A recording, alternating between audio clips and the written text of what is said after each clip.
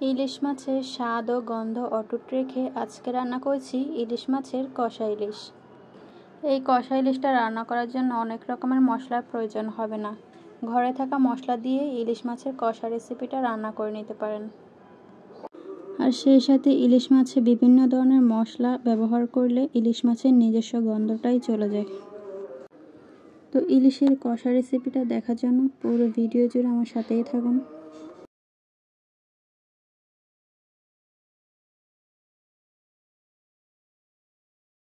ইলিশের কষা রেসিপিটা রান্না করার জন্য এখানে আমি 3টা মাঝারি সাইজের ইলিশ নিয়েছি।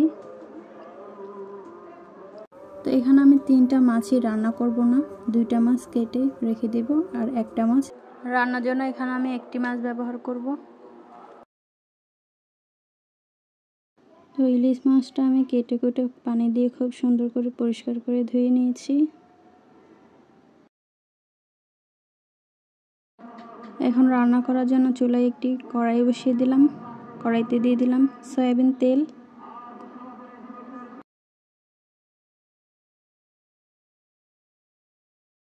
তেল যখন গরম হয়ে আসবে এ পর্যায়ে আমি দিয়ে দিলাম পেঁয়াজ কুচি।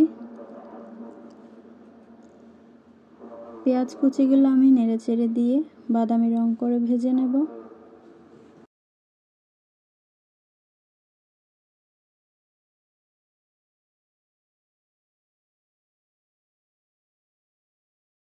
পেঁয়াজগুলো নরম হওয়ার জন্য এখানে আমি দিয়ে দিলাম 1 চামচের মতো লবণ।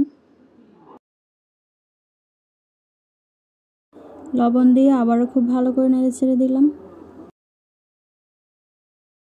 এরপর দিয়ে দিলাম টমেটো কুচি। টমেটো কুচি দিয়ে আরও একবার খুব ভালো করে নেড়ে ছেড়ে দেব।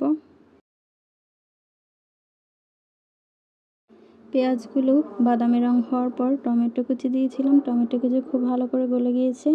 এ পর্যায়ে আমি 2 চামচ হলুদের গুঁড়ো দিয়ে দিলাম। দিয়ে দিলাম 1.5 চামচ মরিচের গুঁড়া। সাথে দিয়ে দিলাম 1 চামচ ধনিয়ার গুঁড়া।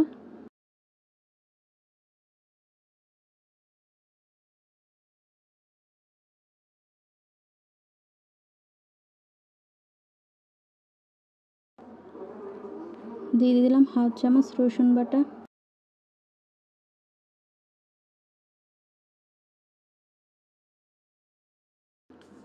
অল্প একটু আদা বাটা। এবার খুব ভালো করে নেড়েচেড়ে দেব মশলাটা।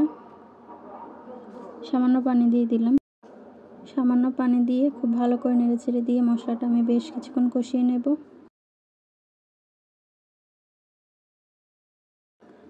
মশলা খুব ভালো করে কষানো হয়ে গেছে। এই পর্যায়ে আমি ইলিশ মাছের টুকরোগুলো দিয়ে দিলাম। ইলিশ মাছগুলো আমি বেশ কিছুক্ষণ কষিয়ে নেব। সবগুলো মাছ আমি একে একে দিয়ে দিয়েছি। এবার আমি মাছগুলোকে কিছুক্ষণ কষিয়ে নেব।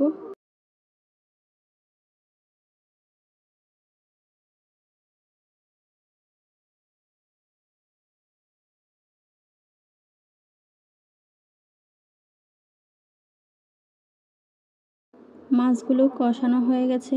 ইলিশ মাছগুলো কষানোর পর উপর দিয়ে কয়েকটা গোটা কাঁচামরিচ দিয়েছিলাম।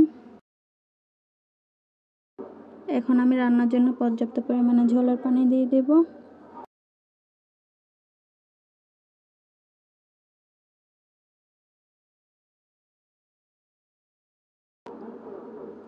এই পানিতেই রান্না হয়ে যাবে। পানি দেওয়ার পর ইলিশ মাছগুলো হালকা করে নেড়ে দিয়েছিলাম। এবার ঢাকনা দিয়ে ঢেকে দিলাম। এখন রান্নাটা করে নেব।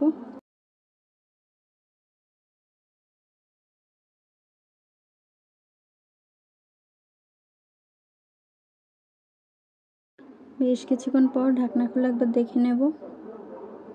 রান্নাটা হয়ে গেছে। সবশেষ আমি উপর দিয়ে আরও একবার টমেটো কুচি দিয়ে দিলাম।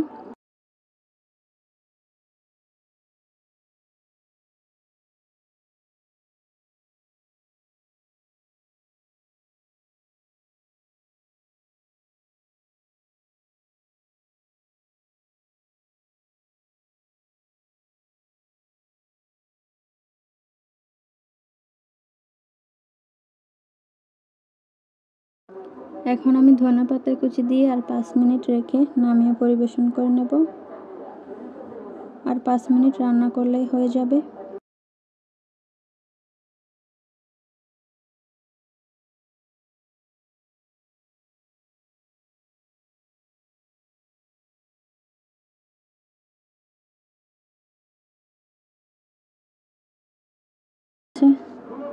এই যে আমি পরিবেশন করে নিলাম। দেখতে যেমন লোভনীয় হয়েছে, খেতে অনেক বেশি মজা হয়েছিল। আপনারাও এইভাবে ট্রাই করে দেখতে পারেন, আশা করছি ভালো লাগবে। ভিডিও ভালো লাগলে চ্যানেলটিকে সাবস্ক্রাইব করে আমার পাশে থেকে যেতে পারেন। তো আজকে এই পর্যন্ত, সবাই ভালো থাকবেন, সুস্থ থাকবেন। আল্লাহ হাফেজ।